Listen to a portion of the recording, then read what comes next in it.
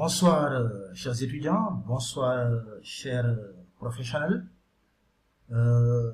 C'est Monsieur Dramé Khalifa Babakar. Je suis intervenant dans la science économique de gestion, précisément dans les filières transport, logistique et commerce international. Je suis enseignant, chercheur, formateur en transport et en commerce international. Alors, on se retrouve pour le module intitulé Transports internationaux. Il faut savoir que l'activité de transport est une activité quotidienne qui rythme la vie quotidienne est rythmée de part à part par le déplacement quotidien d'hommes et de femmes pour vaquer à leurs occupations. Donc le besoin de transport traduit juste le désir ou la nécessité de rapprocher des personnes, des biens ou bien des marchandises qui sont séparés par la distance. Parce qu'en matière de transport, la distance est un obstacle que bien sûr l'organisation des transports a pour but et pour effet de réduire bien sûr. Alors, le présent module intitulé Transports internationaux s'intéresse particulièrement à l'économie des transports et plus précisément aux transports multimodaux internationaux. Et vous savez tous que le transport est dit multimodal lorsqu'il implique au moins deux modes de transport, international lorsqu'il concerne au moins deux États. Donc, dans l'interprétation du module, nous nous intéresserons à l'étude de tous les modes de transport. D'accord? Nous commencerons d'abord par faire une présentation générale du module.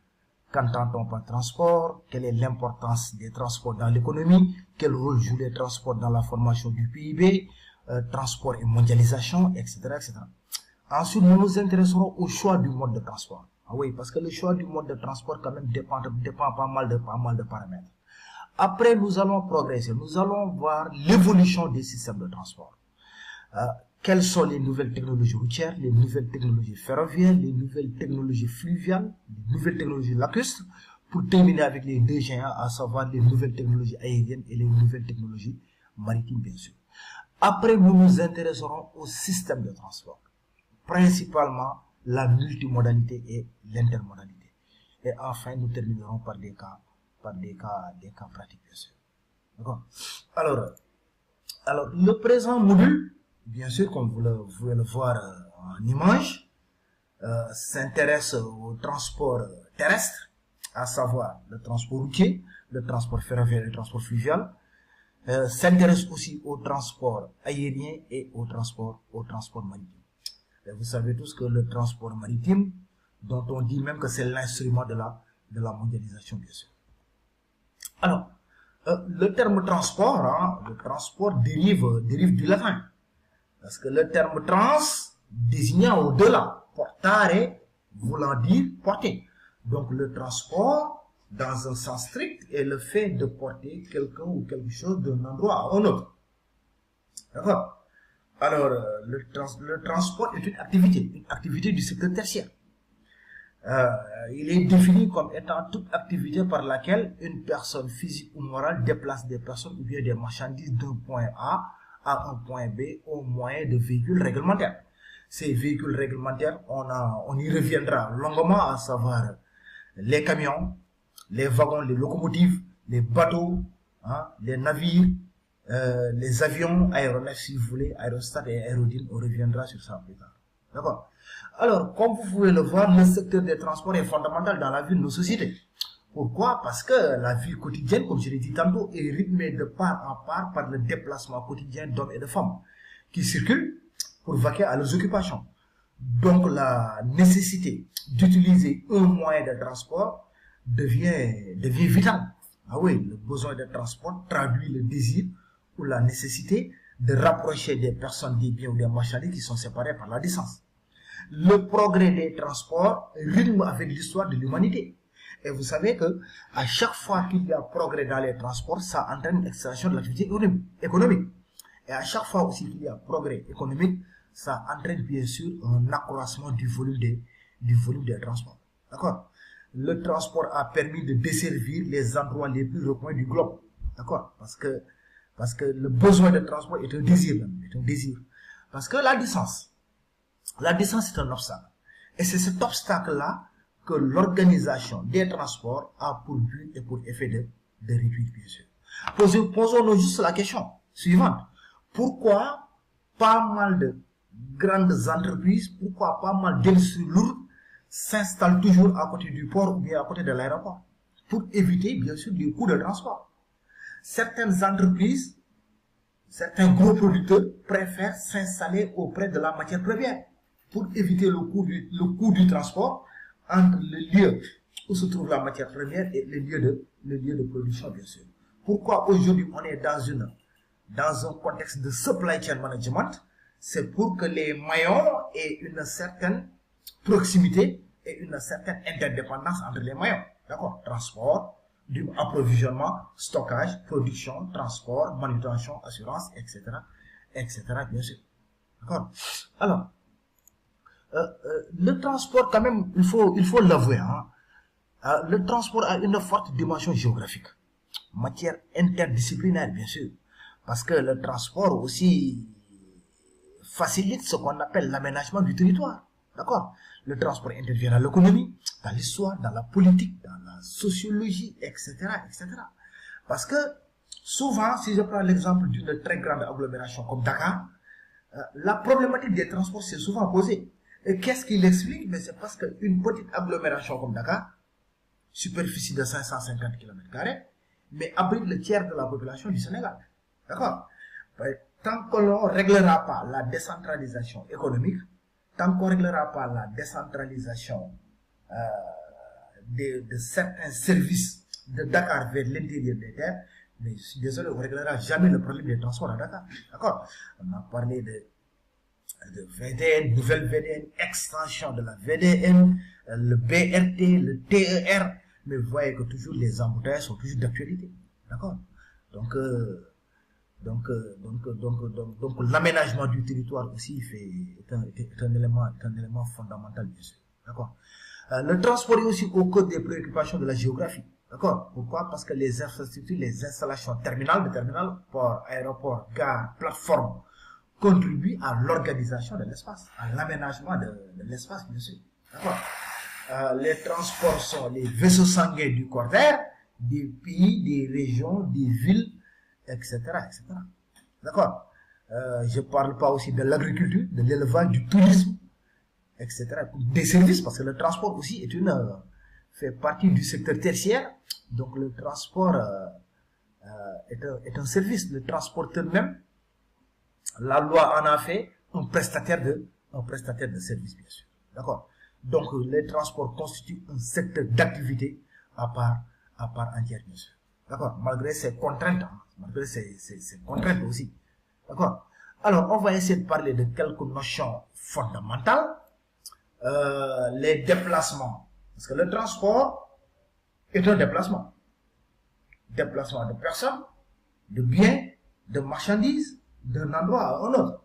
D'accord? En utilisant des voies. Que ce soit la voie ferroviaire, la voie routière, la voie fluviale, la voie maritime, la voie aérienne ou bien les conduites. Ah oui, les transports par conduite, on a tendance à les oublier dans le débat, mais ils font partie aussi des modes de transport.